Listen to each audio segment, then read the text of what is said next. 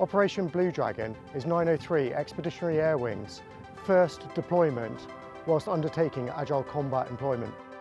Agile Combat employment is about utilising our assets from RAF Typhoons under 903 Expeditionary Air Wing to their maximum extent. In this example, we've projected our forces, the Typhoon aircraft that you see behind me, forward to a forward operating base. The future for Agile Combat employment for those force elements based out of RAF Typhoons is a building block approach. We've undertaken this deployment, and next we'll go for longer and perhaps further than this one. The difference for Op Blue Dragon is really a challenge for the personnel based at 903 Expeditionary Air Wing. We're operating from a different airfield under different challenging conditions.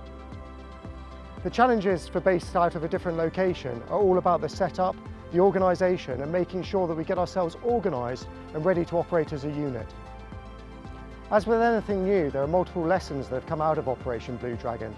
The key to our success going forward will be to harness those lessons and make sure we employ them for future deployments.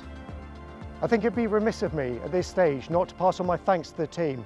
They've worked incredibly hard over the last 48 hours pulling this operation together, but also our host nation and those that have supported us beyond the Expeditionary Air Wing.